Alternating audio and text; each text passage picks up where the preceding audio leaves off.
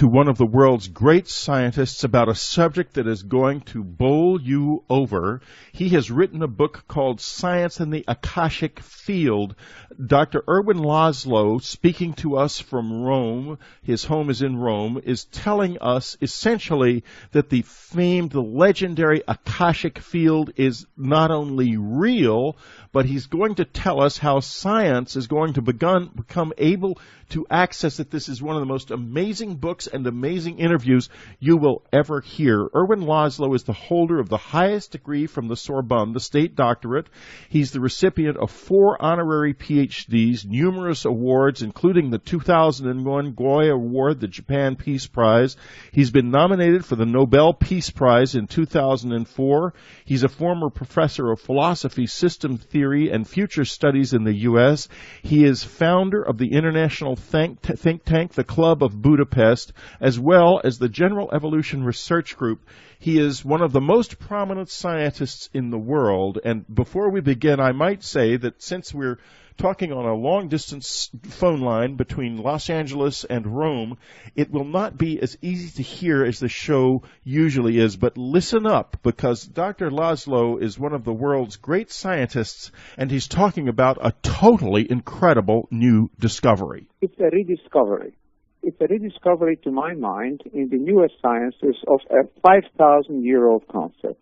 This actually comes from the Sanskrit originally, and it meant ether. It meant the underlying field or substance, which was the most fundamental of all things, more fundamental than air or fire or earth. So this Akasha is basically the ultimate reality in Hindu and Indian philosophy. And it's interesting that this Akasha, as the idea of a chronicle, it says that this underlying substance actually records everything that there is. So once something happens, it leaves these traces in the Akasha, and from the Akasha, all other things are being informed by it. And to me, this means a rediscovery of what we are now coming to believe, coming to discover and to find that underlying all the diversity in the world, at the very heart of the cosmos, there is a fundamental field, sometimes called the zero-point field or the quantum field, and that this field actually records and connects everything that happens in space and time.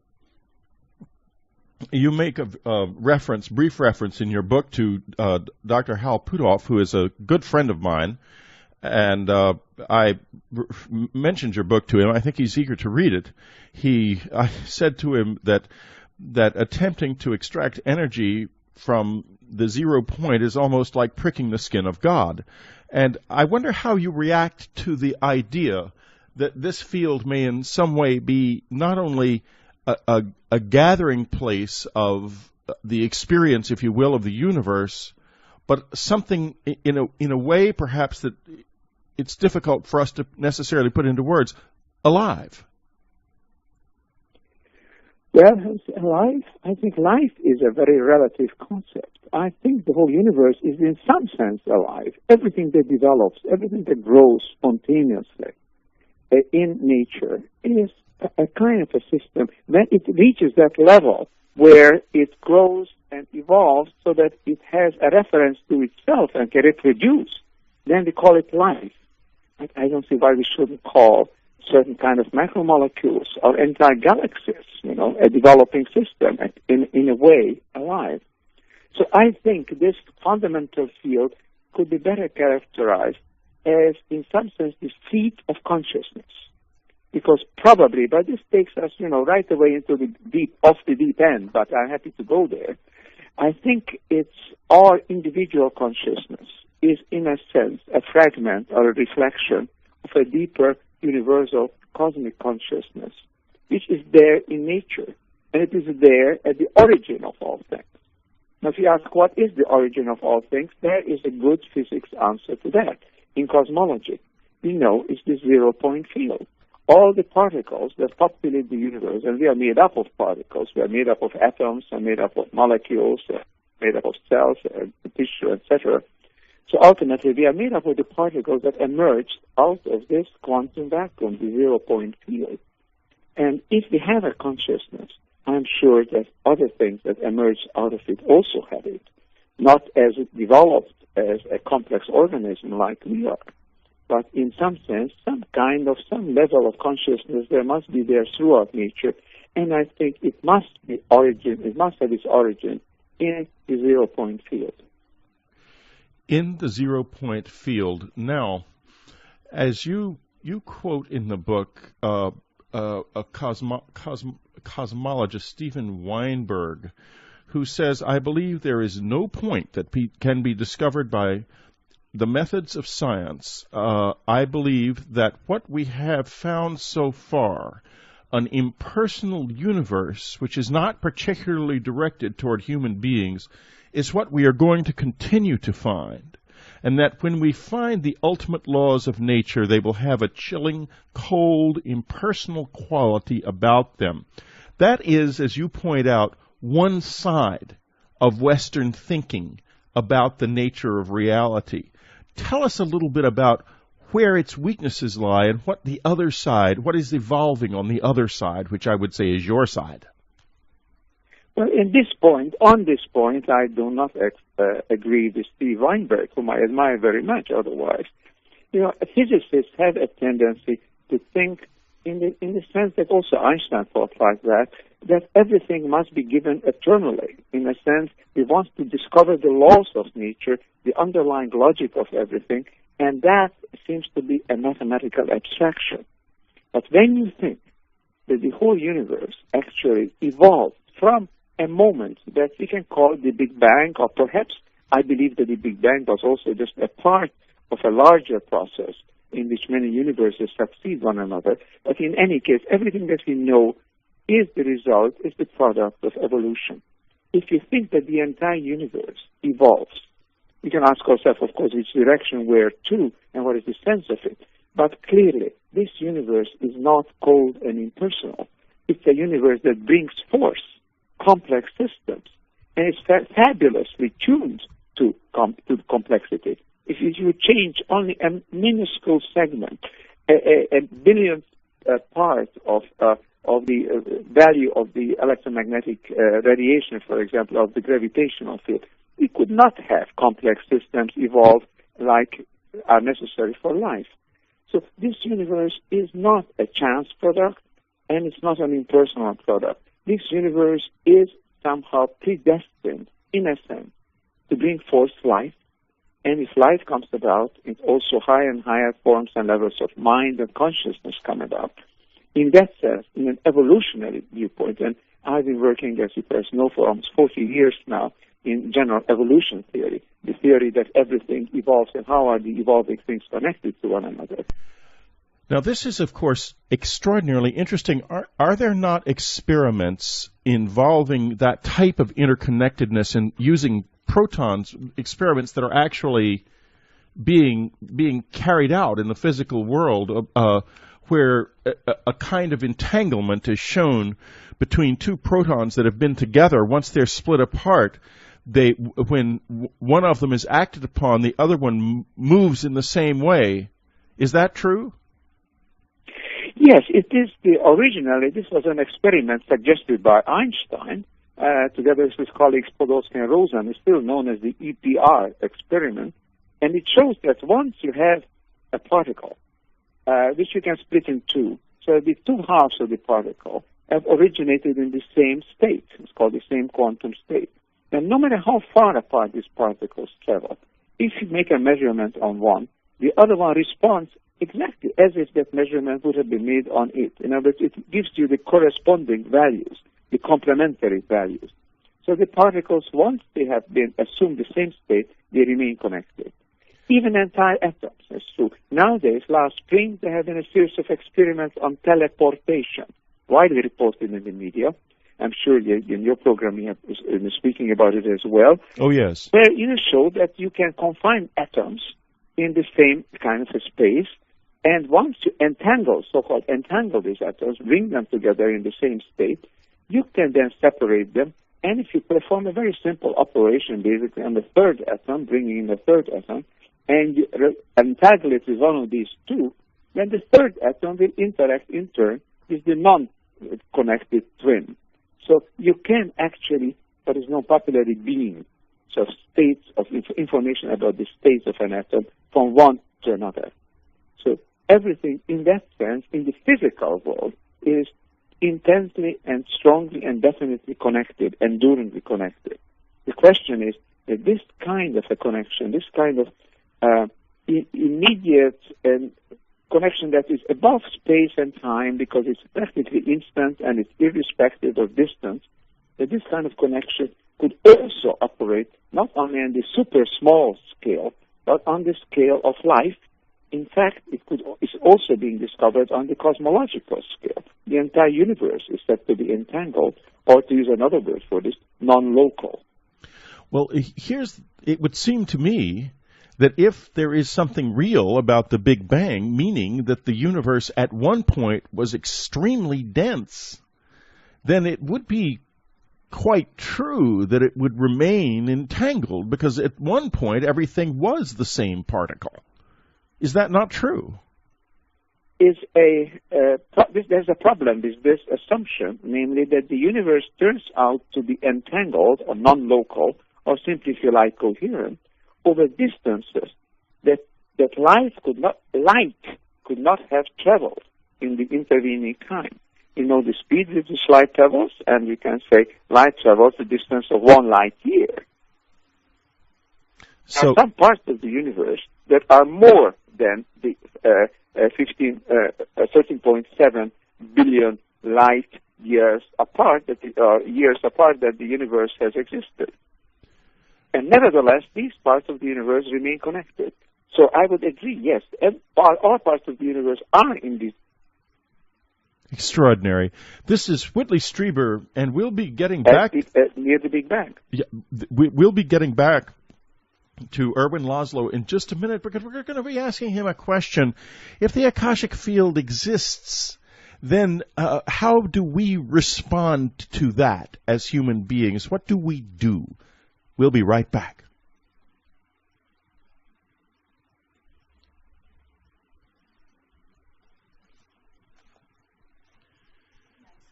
This is Whitley Strieber. It's Dreamland. We're back. We're talking to Ervin Laszlo, one of the most prominent scientists on this planet, who is saying, quite frankly, that the Akashic Field, the legendary Akashic Field, actually exists, that it's quite real.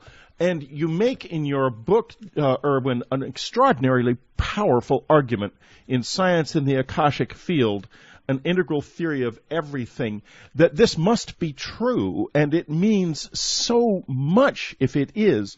But then the question becomes, I looked on the internet at the various different websites and the many places that talk about how to access the Akashic record, and on about all of this. How do we respond to the presence of such a vastly potent organism, if you will, in the universe? What do we do? Well, we respond like we respond to the Internet, only more so. Because this is a kind of an Internet. We can be connected. We can get online. On the Internet, we need a computer, we need some kind of a mechanical gadget, an electronic gadget, to be switched on. With this, we need only our brain. But our brain has to be tuned to sensitivity to this. Now, it seems that so-called primitive people have been using this because they have been in contact with each other, even over distances that were beyond the eye or ear. And they had some form of telepathy among them. It seems that animals have, many experiments have shown that animals can respond telepathically. They know, for example, dogs when the owners are coming home, cats when you want to bring them to the hospital for a test and they disappear, and so on and so forth. And they probably know it's not just by looking, but they sense also. So there is this possibility of spontaneous connection. We have to tune ourselves. How do we do this? We simply allow to suspend the kind of censor that we have in our modern mentality. Our modern mentality tells us that nothing can possibly be true that we didn't see through our eyes, see through our ears, or perceive through our sense organs. If we suspend this belief, this kind of a disbelief, and say, yes, it's possible that we are connected, we enter into a deeper sphere of consciousness. Often when you do meditation, when you engage in deep prayer, when you do the shamans start doing this, but in biofeedback, it's all kinds of ways it's possible to allow the mind simply to respond to very subtle inputs. And then, of course, we find that we can respond to nature, to each other. Mothers and babies do this automatically, for example. It's very well known that the body of a mother, the organs of a mother, responds to the child. A mother can be away from the child, from a baby, no matter how far away, shopping or whatever in town, and then the baby starts crying for food, wants to be fed.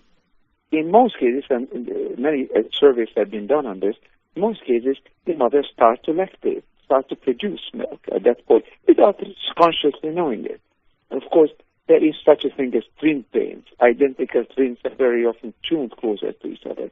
But ordinary people, in many, many laboratory experiments, show that ordinary people have the ability to sense each other's presence.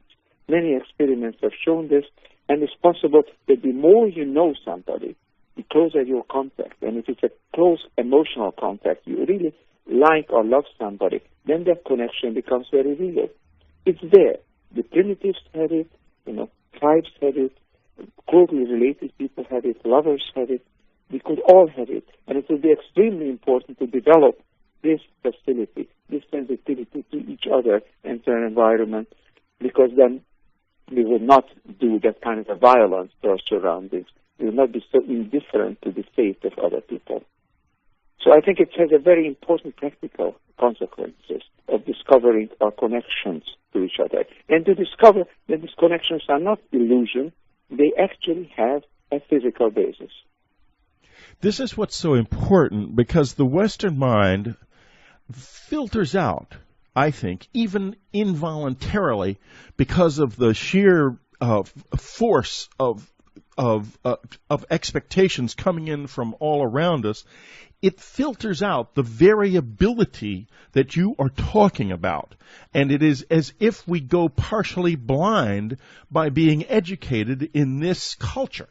And you're saying now that the sciences, the very sciences that have been blinding us, can become now part of this new and very ancient vision, and it's a tremendously exciting idea. I want to diverge just for a moment to ask you a question about something. If you're familiar with a paper that was just published in the British Journal of Interplanetary Science by Hal Puthoff and some colleagues of his, Jim Deardorff, Bernie Haish, and Bruce Maccabee, called Inflation Theory Implications for Extraterrestrial Visitation. Mm-hmm. Are you familiar with this paper? No, I have not seen that. I heard about it, yes. Okay. Well, you don't need to have seen it. I just was going to refer to it, but I won't very much then if you haven't read it also. Instead, I'm going to take a slightly different tack, and that is this. You say in your book that you postulate that there might be as many as 100 million planets in the universe that have evolved intelligent life using a damn strict and rigorous set of assumptions. It might be more, but in any case, many of these must be much, much older than ours.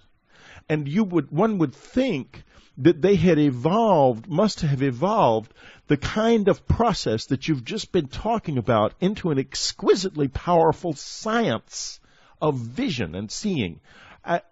How do you respond to that, and do you think that they may in some way be aware of us or even interacting with us?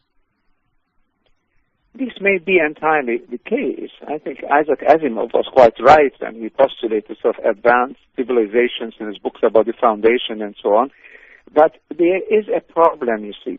There are two problems, actually. One may be that we may be receiving signals of this kind, but we may need a mindset of consciousness, or tuning our brain, perhaps you might say, in a more advanced way, so in order to be able to pick up these signals.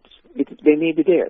Or we may be picking them up and we don't recognize them. That's also possible. We may have these subtle intuitions of various kinds coming to us, and we repress it, or we just simply think they're illusion and we forget it. They may come to us in certain kind of dreams. They may come to us in daydreams, in so-called white dreams, in deep meditative states. That's one of the possibilities. The other problem is that no doubt if there are advanced civilizations on other planets, then sooner or later they will have developed a knowledge system of some kind where they recognize that in the universe there is this deeper level of existence. But the question is, if these civilizations have also developed a technology which is an energy manipulating technology and liberating enormous energies, will they have had the wisdom to use these energies in such a way that they do not destroy their environment and therefore themselves? Put in simple terms, how long would such a civilization that is capable of deep wisdom and science, how long would such a civilization survive? A couple of 100 years? A couple of 1,000 years? Will it survive for hundreds of thousands of years? If they don't survive very long, then we would have to be very exactly coordinated with them in space and time to receive messages. Because then if they are too soon, they didn't get there yet. If they are a bit late, a bit in certain cosmological sense, then they would already be extinct. So the question is, how many extant existing civilizations are there that have discovered not only communication through the electromagnetic spectrum, but communication through this cosmic internet, which is there? Well, this is a fascinating question. I want to read to you, and to you, of course, audience, the first sentences of Dr. Puthoff's and colleagues' paper. And I'd like to go down the road of discussing this a little further. They say, it has recently been argued that anthropic reasoning applied to inflation theory reinforces the prediction that we should find ourselves part of a large galaxy-sized civilization, thus strengthening Fermi's paradox concerning where are they. Furthermore, superstring and M-brain theory allow for the possibility of parallel universes, some of which, in principle, could be habitable. In addition, discussion of such exotic transport concepts as traversable wormholes now appears in the rigorous physics literature. As a result, the we are alone solution to Fermi's paradox, based on the constraints of early 20th century viewpoints, appears today to be inconsistent with new developments in our best current physics and astrophysics theories. In effect, they are saying that somebody is already here and probably has been for the entire expression of human life, or at least, if not actually here, certainly aware of us. And I'm wondering what that may mean. As physics evolves, it becomes clearer and clearer that if anybody else exists, they almost have to be here in some form. How do you react to all of this? How you must be aware of these sorts of ideas. How are you digesting? Absolutely. Absolutely. I agree with the basic assumption underlying it. So the thing is, the problem is that in standard superstring theories, you assume that there could be a lot of enormous number of separate universes, maybe 10 on the 100th power, or even 500th power. Various physicists, like Susskind, have suggested this. But the usual assumption is that these universes are separate from each other, that they are not connected. Now, if they are not connected, we don't have any information on them. They could exist, but we do not know, nor do they know about us. Now, what Puthoff is saying, and where I fully agree, that either through wormhole or, to my mind, a wormhole is just another expression of saying through this cosmic internet, which are called the Akashic Field, which is really the quantum vacuum, the zero-point field, that through that, communication is possible. Because everything that happens, no matter which universe happens, is its traces are present in this fundamental vacuum field. And therefore, these traces are present, in a sense, everywhere. They are in a distributed form, just like in holograms. So the information in this vacuum is a total information, and holographic information, and it's there everywhere. The trick, you see, the big question is how to read that, how to access that. But I'm sure that if we can access interplanetary information from other civilizations, in principle, it should be possible to access information about other universes which have. We are going to take a little break right now, and when we get back, we're going to ask Dr. Laszlo Ervin more about just what that process of accessing that information, perhaps that's out there from other civilizations, might be. This is Whitley Strieber. It's Dreamland. We'll be right back.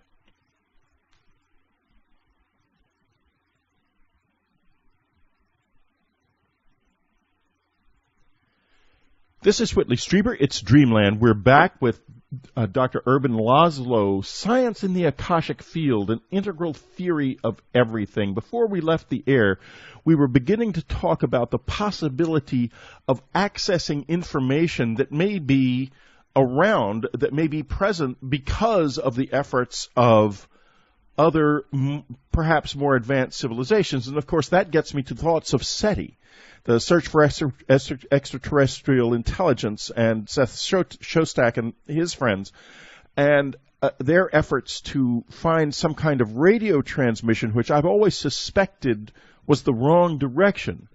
Now we're beginning to see that photons, for example, that have been entangled, and maybe in the end everything can be used to transmit, in effect, messages faster than light across the whole breadth of the universe without any time involved at all. Using such communications, could we learn how to access perhaps any civilization, whether they are advanced enough to be consciously using such a methodology, or simply there? Could we maybe learn to use the Akashic Field to access everything? And if so, what direction should we go in to start to learn this, Doctor? See, right now we can start from a matter of principle and then try by reasoning to see what is possible. Just like we start from principle of the idea of non-locality and teleportation, and within a matter of years we'll be developing quantum computers based on it. So the first thing is to find out whether such a thing is in principle possible. Now, in my theory, which is what I modestly call the theory of everything, an integral theory, because it includes life and consciousness, not only physics. I say that everything that exists in the universe and everything that exists in space and time has a basis in the particles. And these particles have various properties, including a magnetic momentum. These magnetic momentums are similar to what happens when you put information on a computer disk. So in the magnetic momentum in space, if space is filled, as we are now convinced that space is filled with the subtle energies, this magnetic momentum registers. It registers in the form of the spin of the particles. So everything, in a way, is there, is registered. These various spins, these various torsion waves, actually, that travel through this underlying field, which is the vacuum field. Vacuum, by the way, is a completely misleading term. It's a plenum. It's a fullness, not an emptiness. Nevertheless, it's been called like that, and we probably stay with that, calling it a vacuum, but we know that it's a fullness. And everything that happens in that field, therefore, creates waves. These waves intersect, and the intersecting waves carry information. Just like in a hologram, you have two beams of light intersecting, and that intersection produces a complex pattern, and that carries information on the surface of the object, that you have used to photograph holographically. So information is there. The principle is simple. Whatever has happened once, no matter how large or small, no matter where, is in some sense continues to be present. Its traces are there. Its holographic traces are there. And these holographic traces do not disappear. There is nothing that we could think of in this quantum vacuum, in the zero-point field, that would cancel information. We know that these kind of particular waves, they do not simply destroy each other. They superpose. In other words, they create a more complex, multidimensional pattern, and this pattern, of course, continues to exist and continues to carry the information. So in principle, we can say, no matter where, no matter what, no matter how large, how small, the information is there in the field. The question is to read out this information, to gather this information, to have the technique or the technology to access this information. Well, of course, that's the ace question: the technique or the technology. The mystics, or I wouldn't say that's the wrong word. The ancients would say that it's technique, that it is meditation, that it is in effect, if you visualize or conceive of the body's electrical field as an organ in and of itself, then it's quite possible that the tiny part of it, micromillimeters deep, that exists on the surface of the body, once the body is in a meditative state, it goes in effect into superposition and plugs you into the entire universe. And it may be that a disciplined approach to this, with an understanding of what is happening, could enrich this communication tremendously. How do you react to an idea like that? You see, Whitney, the first thing I would say is that the first thing to do is to recognize that we are dealing with some aspect of reality in the same sense as a particle is real, the same sense as a galaxy is real. We are dealing with something that is not an illusion. We're dealing with something that belongs as a fundamental aspect of this physical universe, this evolving universe. If we do that, I think, and if you recognize that there is this connecting field, this what I call the A field, because we talk about the G field as the gravitational field, the EM field, the electromagnetic field. So why not call this subtle interconnecting field that registers all things and conveys the information? Why not name it after the Akashic record, the A field? So once we recognize that this is reality, this is part of the real world, then we can go back. No doubt there will be many projects, many serious researches undertaken to, first of all, examine how did the ancients do this? How did the so-called simple or traditional people, like the Aborigines in Australia, who seem to be entering it, very apropos to the title of your program, because they talked about dream time, for example. Yes. They talk about that's where they access the information about cosmos and about each other in dream time. So primitives do this. In altered states of consciousness, we do this. Psychotherapists can induce such kind of states. So many ways exist of tapping into this. We have to take it seriously so that there will be serious research programs dedicated to this particular end. But of course, the difficulty becomes the one that people, again, I keep mentioning Hal Puthoff. For some reason, he's coming up in this conversation, at least for me, a lot. When he was doing his remote viewing, he started the remote viewing program here at the Stanford Research Institute. Their problem was replicability. In other words, how can one be objective enough about these very indistinct sorts of things? You know, one remote viewer might really see something extraordinary, and another remote viewer might see something very different and equally extraordinary, but it's not verifiable at this level. Do you foresee any potential for verification at a scientific level of acceptability in terms of scientific method as coming about in areas which now bleed into what we call the paranormal? It comes through brain research. There is a very simple technique of registering the electric waves produced by the wave, the EEG, the electroencephalograph. Now, many experiments have been made, and I've been participating in some of them, in which you can show that people who are in no sensory contact whatsoever, they don't hear, see, or smell each other in any way, that rooms could be separate buildings, then they enter into meditative space, they enter into communication with each other. First of all, their right and left hemispheres become synchronized, then the synchronization extends to different people. I've seen some experiments with 12 people that are connected to a computer, but they're not in any sensory contact, and spontaneously, as they enter deeper and deeper into meditative states, their brain printouts show a fantastic up to 98% synchronization. Then you have also, in addition to this, you have the transfer stimuli. You can stimuli one of the subjects, you can give or a sudden sound or a sudden stroboscopic light, and the brains, of course, of this subject, then they register it in terms of the EEG pattern. They'll register the results of the brain picking up this information. But now, another person who is not subjected to this stimuli would not normally register such this particular pattern. But when people know each other, the closer they know each other, the closer they are related, also physically or emotionally, the more it works. The other person also picks it up, and after a while, they seems to demonstrate exactly the same pattern as the stimulated subject. So talk about verification. When you do the kind of things, like how Putra was doing this remote viewing experiment, interpretation comes in, and interpretation is always a touchy thing. We have to deal with it, but obviously it's already something what a matter of opinion comes in. When you deal with the printout of an EEG pattern, then it's the machine does it.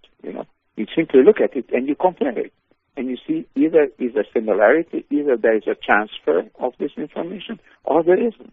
And very often you see it. You see it with people who are doing remote healing, for example. A healer acts on one subject. I recount experiences like this in my book, and then he leaves sort of the patient. Elsewhere picks it up, and the brain registers the same kind of pattern. So to show that this actually occurs, you can start with the very simple question or matter of the electric pattern produced by the brain. And that is non-questionable, that is non-disputable. This is Whitley Strieber. In a few moments, we will be back with Ervin Laszlo.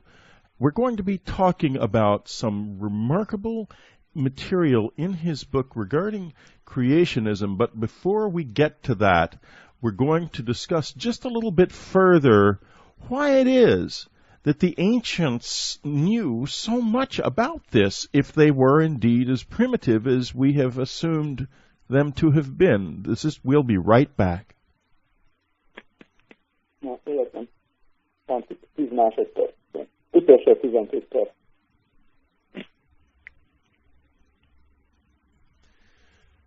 This is Whitley Strieber. It's Dreamland. We're back with Ervin Laszlo, one of the great scientists of this world, who has written a powerful book, Science and the Akashic Field, an integral theory of everything. Dr. Laszlo, when we were talking last, I was so reminded of John Donne's, I believe it's his 17th meditation, "No man is an island entire of itself. Every man is a piece of the continent, a part of the main. As if a clod is washed away by the sea, Europe is the less," as I recall him saying. And then my recollection dissipates, I'm sorry to say, along with the clod. But the point is this. Recognizing this as a physical reality seems to be a tremendously empowering point in human history. Has it happened before? Because when you look into the past, into the traditions of meditation within yoga, for example, it begins to become clear that what we are seeing are extremely sophisticated methods of doing just what we've been discussing, of objectively accessing the Akashic Field. How did they know? I think it's much more natural to know than to not to know. It's not natural to repress this knowledge. But this also has precedents. You see, these precedents have come about in the development of Western science, Western civilization. We tend to think that what we think here in the West, what we have thought here for the past couple of hundred years, is really human nature. But it isn't so. When you think of other civilizations, they work under quite different suppositions. They have quite different concepts. Here, our Western way of thinking has been very decisively influenced by the experiments carried out first by Galileo, and then by Newton, and Copernicus, and Kepler, and so on. To keep in mind that these experiments were the first experiments in what we call modern science. and they dealt with matters that are manifest. Manifest is coming from the Latin of manus, hand, and something that's coming to hand, something that you can grasp. Galileo, as you know, dropped different kind of balls from the Leaning Tower of Pisa. He rolled them down inclined planes. He measured the speed, etc. Right. And Newton systematized these. He made them into universal laws of motion. Now, all these are things that we can measure. Now, things that we can measure, apparently could measure over 300 years ago, were relatively mechanical things, macroscopic things, not the very small, also not the very large. But these could be measured. Also, then, the movement of the planets around the sun could be measured. So the supposition then followed, very naturally, even though it was false. The supposition was, whatever we can measure is real. Whatever we cannot measure is not real, just illusion. And what we can measure depends on our instruments. But this proviso wasn't put there, depends on our instrument. We just thought whatever could be measured by those instruments that date back now a couple of hundred years must be the nature of reality. So effectively, everything that could not be measured by physical instruments was considered to be illusion. Now, this physical instrument became more and more powerful. And in the late 70s and 1980s, for the first time, as we said a little while back in our conversation, we could measure how particles are connected to each other, even though they are distant from one another. This was not possible before. So now our instruments are taking us to the point where we discover that we thought to be this rather sterile reality isn't all of reality. There are many more things. There are many more subtle things. There are many more connections. There are many more nuances in this world. And this naturally was known because some of these nuances, some of these aspects are accessible to the human mind. Only we mustn't repress it. We mustn't filter them out. It was natural in other civilizations to feel that you have a sense of solidarity, a feeling for somebody else, that you actually feel such a person. Lovers today still, they don't worry about science, and they say, yes, I have a sense of oneness. I can feel what my partner is feeling. And primitives knew this. Psychologists are beginning to discover it also. Just you quoted Donne. Let me just remind you for a moment about a beautiful saying by William James. James said over 100 years ago that we are like islands in the sea. And at first sight, you would think that means we're separate. But no, he continued saying we are separate in the surface. Yes. We seem to be separate, but in the deep, we are connected. Yeah, yes. Doctor, you just dropped out again because of something in the telephone system. And I'll just repeat what Doctor, why don't you repeat? He said that we are separate on the surface, but beneath the surface, we are all connected. That is correct, isn't it? This is the insight. William James said this, and I think yes. Everybody, because he has studied what we call the religious experience, and everybody who studied meditation, who studied the states of deep prayer, or artistic trance, or inspiration, or whatever, in other words, non-ordinary states of consciousness, which are not typical of the waking consciousness of modern Western person. Anybody who studied these other states of consciousness knows that, yes, we have a sense for each other, we have a sense of connectedness to nature and to each other, and probably up to the cosmos. A psychiatrist like Stanislav Grof, for example, has made thousands of experiments, has records of thousands of patients who actually describe the connections they sense as they enter this slightly altered state of consciousness. So it's there. It's there practically for everybody. We must simply allow it to happen. Now, when you speak of consciousness, you have a very fascinating take on it in the book, in the chapter Consciousness, Human and Cosmic. And I want to ask you, just to start, I think the question that is the most appropriate one in this area to begin with is simply this: is consciousness a byproduct of the evolution of the brain, or is it something else, Ervin? Well, I dispute this notion that consciousness is a kind of something that the brain produces, sort of an epiphenomenon, something that it secretes, almost like a gland secretes some kind of fluid. The brain secretes consciousness. I don't believe it's true because first of all, there is now increasing evidence that there are cases in clinical evidence for this when the brain printout goes, the record goes flat. The EEG record becomes flat. There is no brain activity. And subsequently, if the patient comes back, and it's very often there is possible to resuscitate, when the patient comes back, in a large number of cases, almost a fourth or a third of the number of patients that have this experience, they recall conscious experiences. They can recall what has happened during that time. So one trend of the experience shows that it's possible to have consciousness even in the absence of brain function.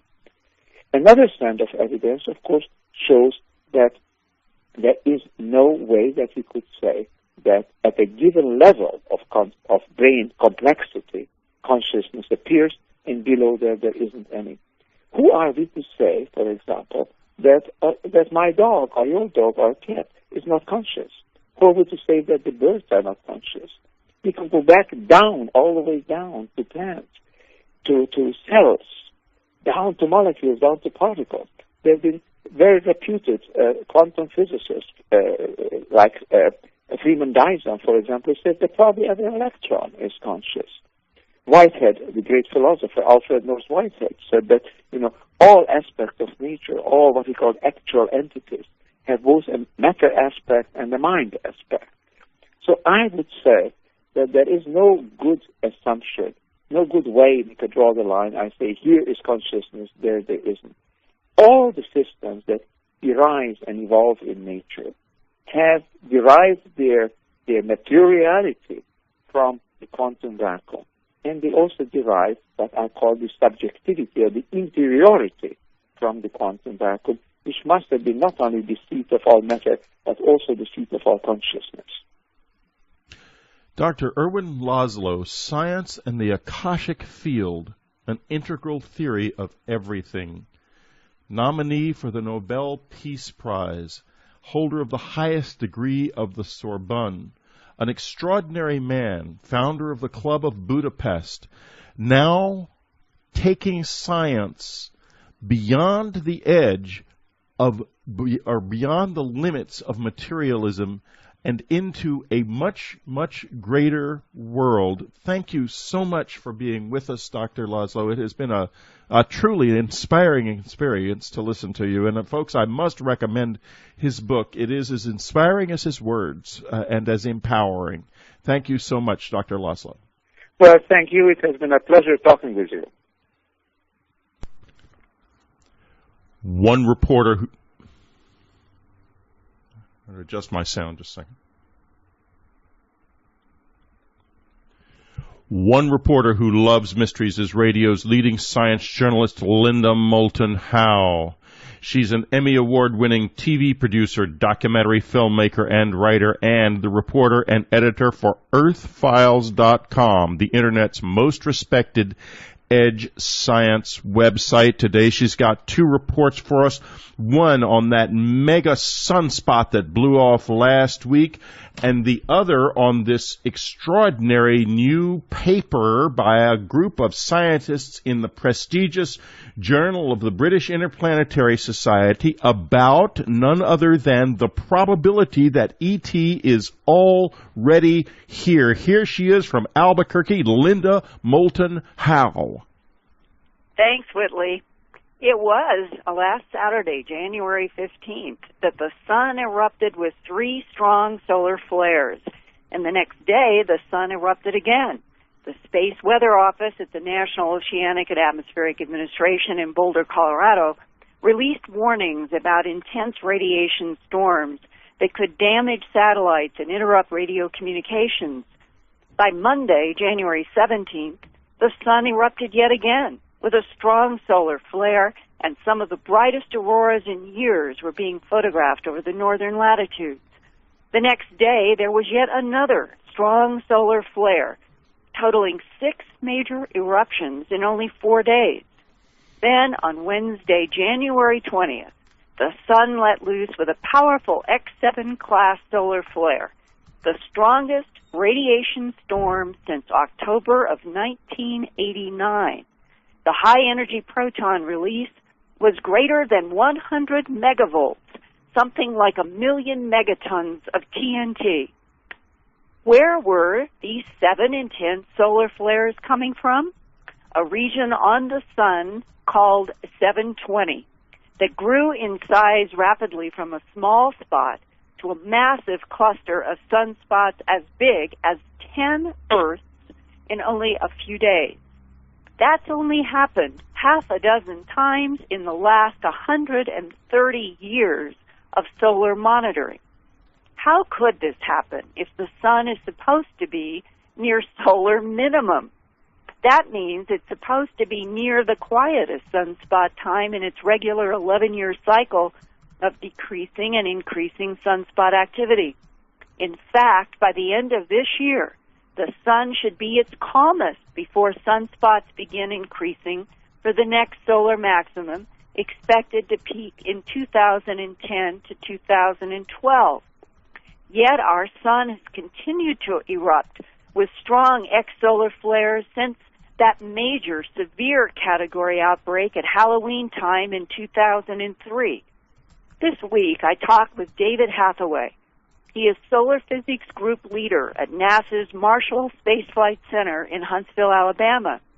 I asked Dr. Hathaway about our surprisingly energetic sun and the recent and gigantic Region 720, which has now deteriorated but leaves the haunting question: why is our sun still so active? The surprising thing with this one was how rapidly it grew in size. Very quickly, within a day becoming the size of the Earth, and 2 days twice that big again. And most rapidly growing spots like that. We've only seen, a few in the last 130 years that have grown as fast as this one. But most that grow this fast end up producing a lot of what we call solar activity, flares, these huge explosions on the surface of the sun that release the energy equivalent of 1,000,000 megatons of TNT in a matter of seconds, and blow off material from the sun in the form of what we call a coronal mass ejection. These are clouds of material, 1 billion tons of matter that are streamed through the solar system at about 1,000,000 miles an hour. When that cloud of material hits the Earth, it can shake our magnetic field and shower our polar regions with particles that produce things like the aurora borealis. What's the current hypothesis about what would cause this storm on the sun to come and so rapidly become so large, 10 Earth sizes in a matter of a few days? Well, we're pretty sure that we know that magnetic fields are what make sunspots, very intense magnetic fields, thousands of times stronger than the Earth's field. And we're quite sure that those magnetic fields are produced deep within the sun, where they're stretched out by fluid flows within the sun. When they get strong enough, they become buoyant. They basically push aside the surrounding gases and are lighter, and so they rise to the surface. And the stronger the fields are, the faster they rise, and the bigger the sunspots they make. And so apparently this one was, again, one that had been building for a while, and once it let loose from deep inside the sun, rapidly came through the surface and again grew at a pretty phenomenal rate over the course of just a few days. And if this year, let's say in 2005, a year before we're supposed to get to the bottom of the solar minimum before it starts increasing again, if there is another event like the 720 sunspot complex, would that be unusual enough for solar physicists to say, what is going on with the sun, since some people think it is more active than it should be? Certainly, if we have another outburst like this, we'll have to look closely as to our understanding of how it happens and why it should happen repeatedly like this so late in this solar cycle. Do you yourself think that there are any anomalies about the sun's activities now? Some people say that there has been more energy released, and others argue no, less. It's as if there's a completely confusing picture about exactly what the relationship is now between the sun's energy, the Earth, and so forth. Certainly, there's a fair amount of controversy as to the total output from the sun, how bright it is when you add it up over all its different colors, and how that affects our climate here on Earth. I think there's very good evidence that solar activity does influence Earth's climate, but not at the level that would explain the recent warming in the last 50 years or something like that. Mm-hmm. But something that would contribute to it. There have been recent studies that have looked at radioisotopes in ice that are produced by cosmic rays in the Earth's atmosphere, and the sun modulates the cosmic rays that come in. So we can basically look at solar activity going back for several thousand years now, and it does look like the sun's been more active in the last 50 than it has for a long time. One estimate was that it hasn't had this long a time period of high activity in something like 8,000 years. With that context, do you, as a person who studies the sun and solar physics, have any expectation for what might happen in this next solar maximum? Certainly there's controversy there. I have colleagues that think that the next maximum is going to be much smaller than this one.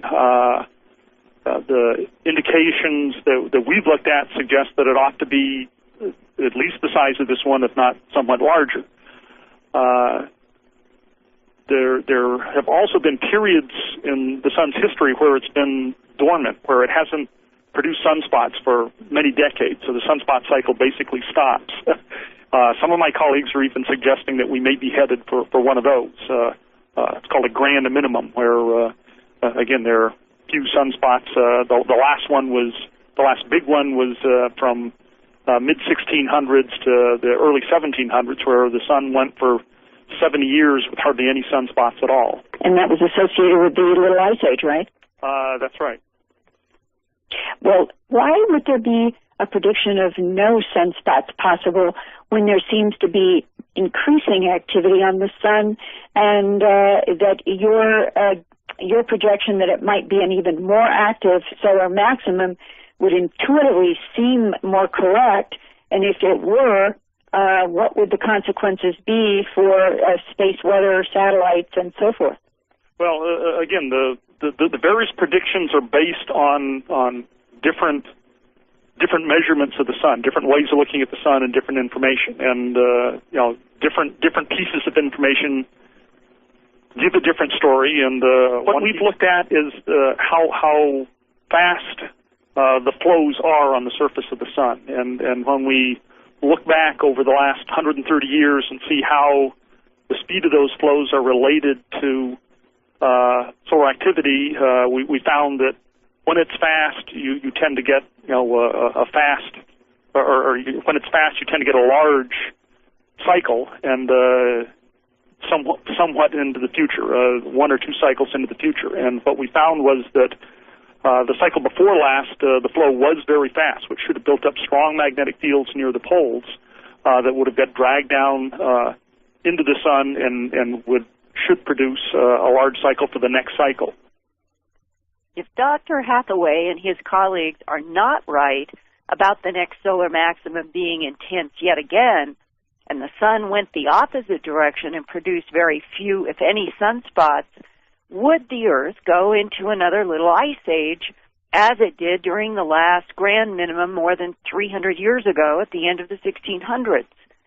Whatever the answer is, we'll all know in another 2 or 3 years when the sun should be cycling back to solar maximum. And while we wait and wonder what our sun might do next, 4 PhD scientists have been wondering about other intelligent life in our galaxy and universe. And they have had the courage to publish their thoughts in the January 2005 issue of the mainstream scientific journal of the British Interplanetary Society. The 4 PhD scientists are James Deardorff, Professor Emeritus and meteorologist retired from the National Center for Atmospheric Research in Boulder, Colorado. Bernard Haish, former director of the California Institute for Physics and Astrophysics in Palo Alto, California. Bruce Maccabee, research physicist for the Naval Surface Warfare Center in Dahlgren, Virginia.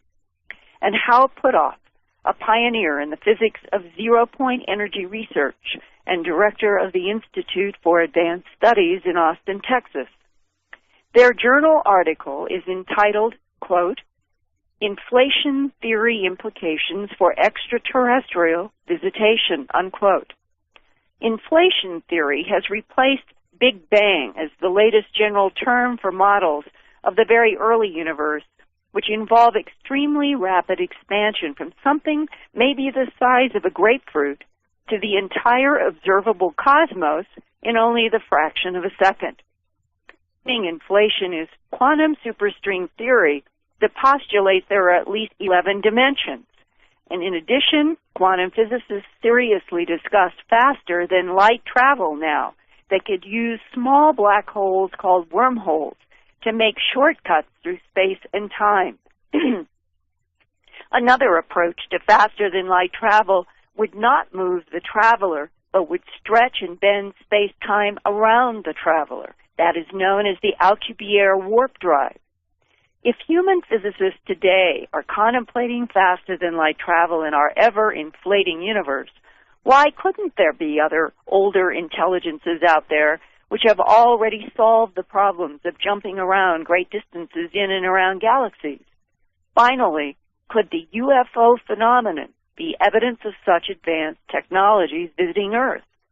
The journal article begins with a discussion of what is called the Fermi paradox. This week I talked with meteorologist Jim Deardorff, who originally began the paper and asked the other three to join him in the goal of getting this taboo subject of researching extraterrestrial visitation published in a mainstream scientific journal. First, I asked Dr. Deardorff to explain the Fermi paradox. Well, Enrico Fermi is a pretty well-known physicist. He's no longer alive, but back in 1940s, he was one of the first, I guess it was about 1950 perhaps, that he was first to sort of open up the idea of extraterrestrials perhaps being around in the galaxy.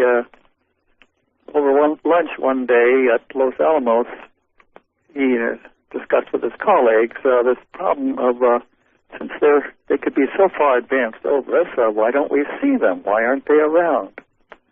And this made the whole topic a little bit more respectable for other scientists to start debating, which they did, and pretty soon some papers came out talking about how it would only take a few million years probably if one extraterrestrial race were even only a few centuries ahead of us in their technology, for them to start exploring from their planet and go to other stellar systems, even if they could only travel at 5 or 10% of the speed of light, and when they found a habitable planet, to colonize it or to exploit it.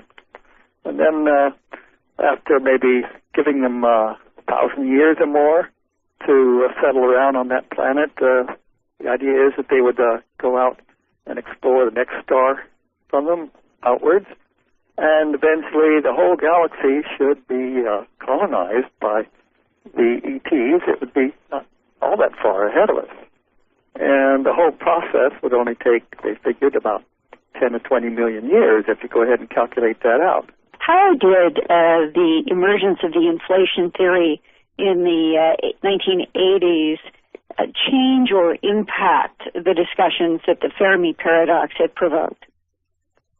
I think it was basically a more recent paper, actually. A paper came out just a year ago by Ken Olam of Tufts University in the Department of Astronomy. He's an astrophysicist. And he suggested that really Fermi's paradox is stronger than you would think. I mean, the question of why aren't they here is even worse than Fermi proposed, because in a galaxy or in a universe that's underwent inflation, which we think most astrophysicists think our universe did go through a phase, very, very early phase of terrific expansion, that the universe is practically infinite in size, and there should be just so many chances of other ETs around it.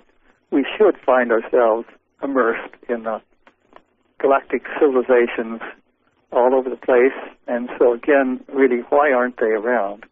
Now, what provoked you and Bernie Haish and Bruce Maccabee and Hal Puthoff to produce this very interesting paper, Inflation Theory Implications for Extraterrestrial Visitation?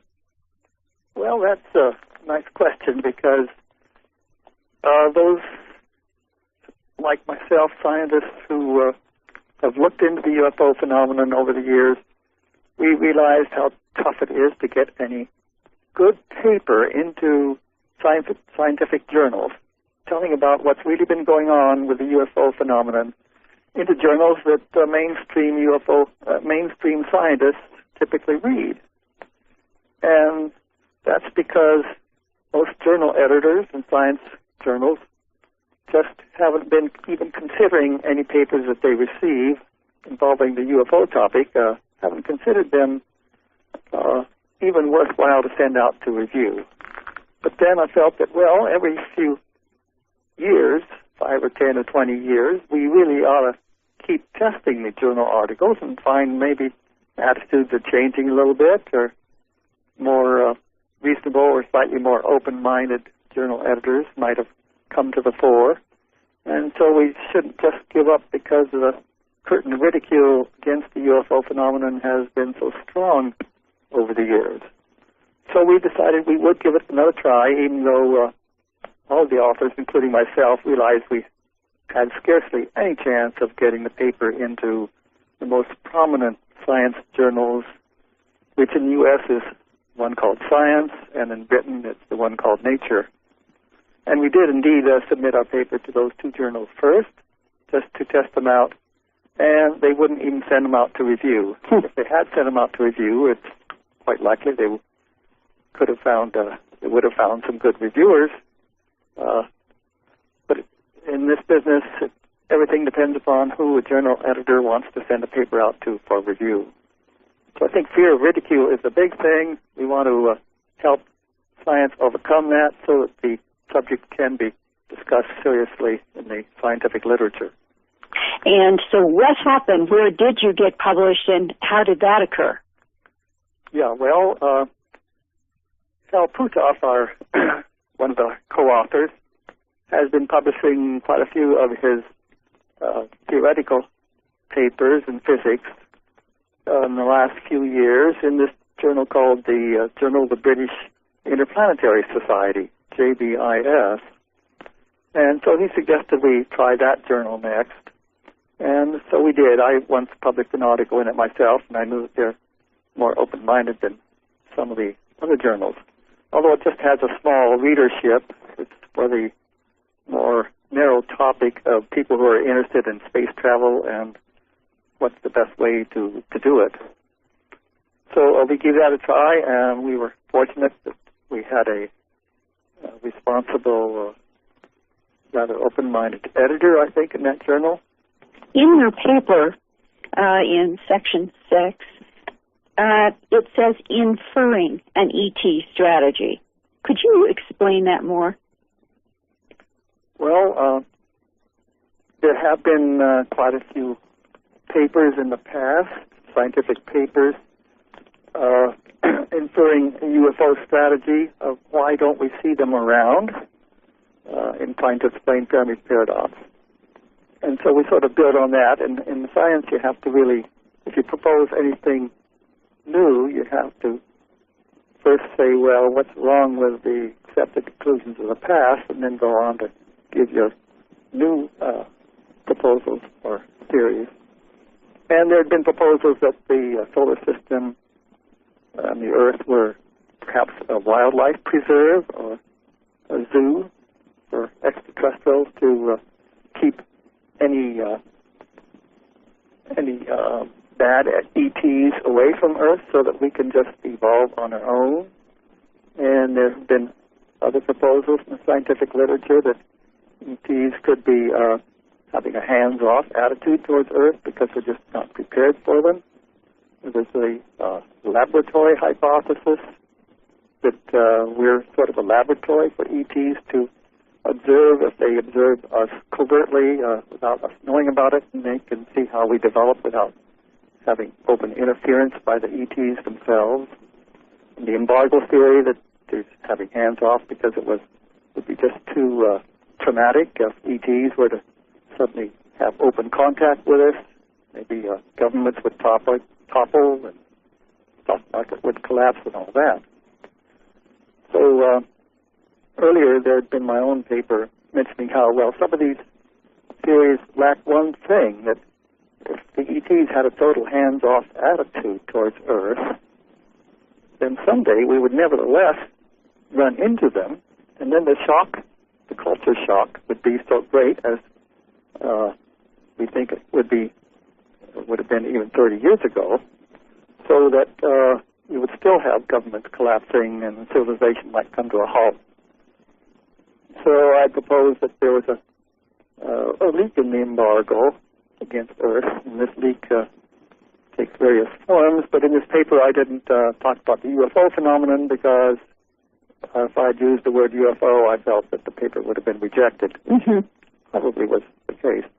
So we go on here to say how it looks like they're remaining covert for the reason of not shocking society into any abrupt knowledge of their presence, but just presenting themselves to selected witnesses here and there over a very long time scale ever since World War II. And that would explain the Fermi paradox about if the universe was filled with life, why aren't they here?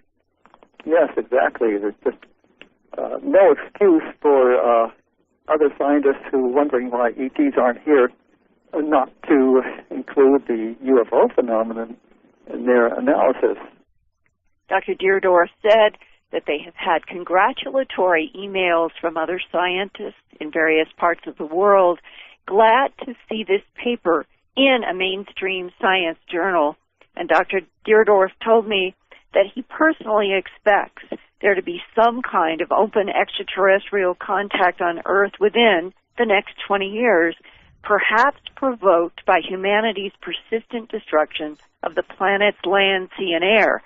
And he thinks that to the ETs, or at least to something out there, the whole planet's biodiversity might be more important than the survival of any one species.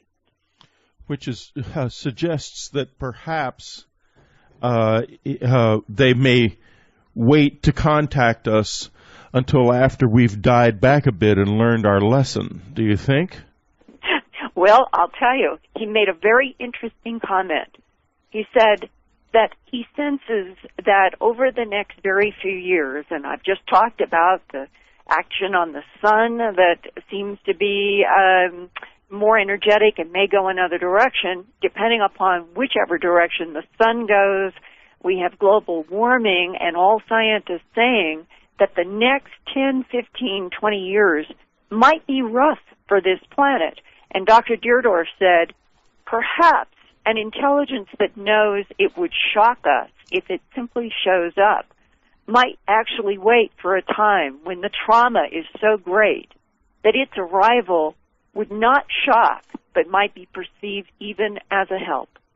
Well, I think something like that might very well happen, because there's no question in my mind they are here, and they are hanging back, and they are very, very careful to keep themselves secret, hidden.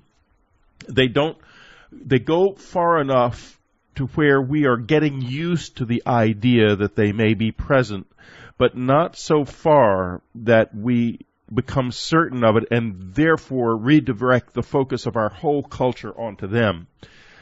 They will, though, I think, if things begin to fall apart so badly that the species, or maybe the whole planet, is liable to go extinct.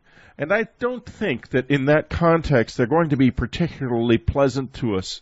I have to tell you that, I mean, the ones I've met, some of them have been very extraordinary, but also tough, real tough. And others have, as you know, and as we have both observed, done things that do not suggest, like they do in their very hopeful paper, that this is really something from a kind of a higher level, and that a galactic civilization would necessarily be more ethical than us.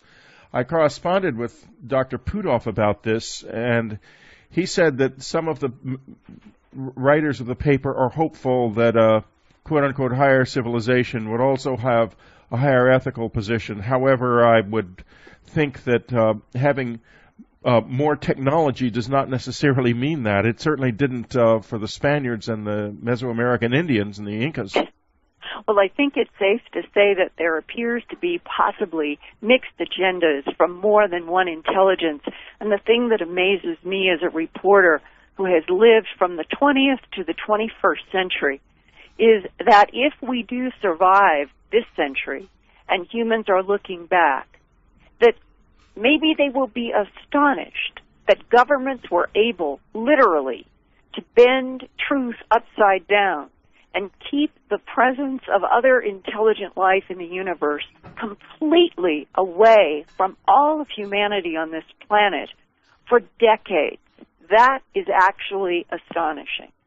Well, Linda, thank you for a very provocative report, and we'll see if his prediction holds true. I have a feeling it will. I think that they are very close to open contact at this point, and we'll be talking again with Linda Moulton Howe next week. The answer to that, in cosmology, we know it's the zero-point field. All the particles that populate the universe, and we are made up of particles, we are made up of atoms, we are made up of molecules, made up of cells, tissue, etc. So ultimately, we are made up of the particles that emerged out of this quantum vacuum, the zero-point field. And if we have a consciousness, I'm sure that other things that emerge out of it also have it, not as it developed as a complex organism like we are, but in some sense, some level of consciousness there must be there throughout nature, and I think it must have its origin in the zero-point field. In the zero-point field. Now, as you quote in the book a cosmologist, Stephen Weinberg, who says, I believe there is no point that can be discovered by the methods of science. I believe that what we have found so far, an impersonal universe which is not particularly directed toward human beings, is what we are going to continue to find. And that when we find the ultimate laws of nature, they will have a chilling, cold, impersonal quality about them. That is, as you point out, one side of Western thinking about the nature of reality. Tell us a little bit about where its weaknesses lie and what the other side, what is evolving on the other side, which I would say is your side. Well, on this point, I do not agree with Steve Weinberg, whom I admire very much otherwise. Physicists have a tendency to think in the sense that also Einstein thought like that everything must be given eternally. In a sense, we want to discover the laws of nature, the underlying logic of everything, and that seems to be a mathematical abstraction. But when you think that the whole universe actually evolved from a moment that we can call the Big Bang, or perhaps I believe that the Big Bang was also just a part of a larger process in which many universes succeed one another. But in any case, everything that we know is the product of evolution. If you think that the entire universe evolves, we can ask ourselves, of course, which direction, where to, and what is the sense of it. But clearly, this universe is not cold and impersonal. It's a universe that brings forth complex systems, and it's fabulously tuned to complexity. If you change only a minuscule segment, a billionth part of the value of the electromagnetic radiation, for example, of the gravitational field, we could not have complex systems evolve like are necessary for life. So this universe is... Point is almost like pricking the skin of God. And I wonder how you react to the idea that this field may in some way be not only a gathering place of the experience, if you will, of the universe, but something in a way perhaps that it's difficult for us to necessarily put into words, alive. Well, life, I think life is a very relative concept. I think the whole universe is in some sense alive. Everything that develops, everything that grows spontaneously in nature is a kind of a system. When it reaches that level where it grows and evolves so that it has a reference to itself and can reproduce, then we call it life. I don't see why we shouldn't call certain kind of macromolecules or entire galaxies, a developing system, in a way, alive. So I think this fundamental field could be better characterized as, in some sense, the seat of consciousness.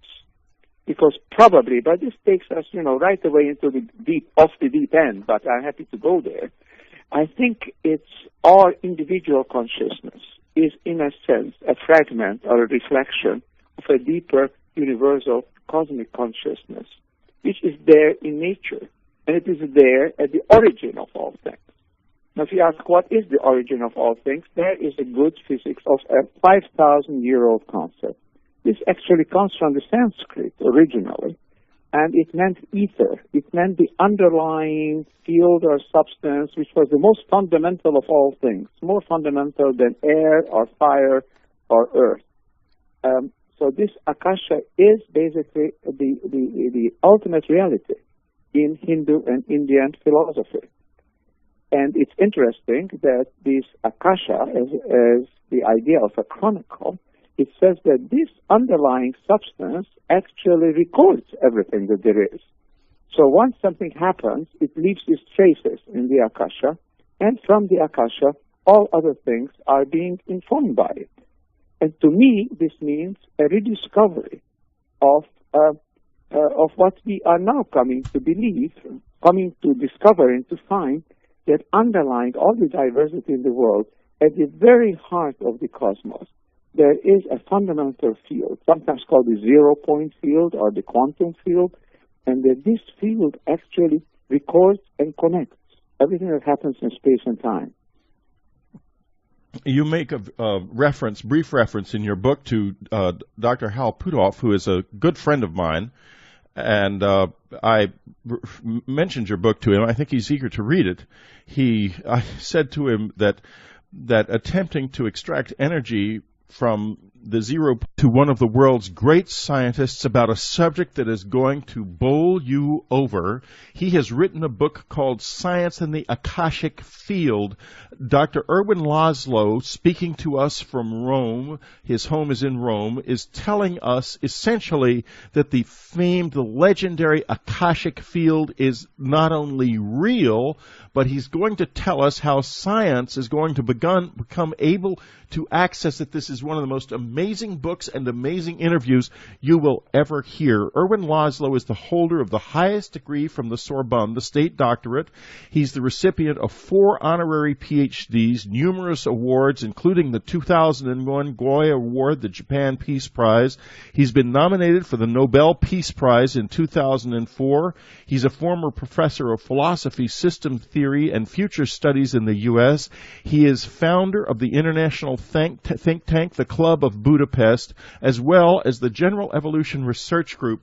He is one of the most prominent scientists in the world. And before we begin, I might say that since we're talking on a long-distance phone line between Los Angeles and Rome, it will not be as easy to hear as the show usually is. But listen up, because Dr. Laszlo is one of the world's great scientists, and he's talking about a totally incredible new discovery. It's a rediscovery. It's a rediscovery, to my mind, in the newest sciences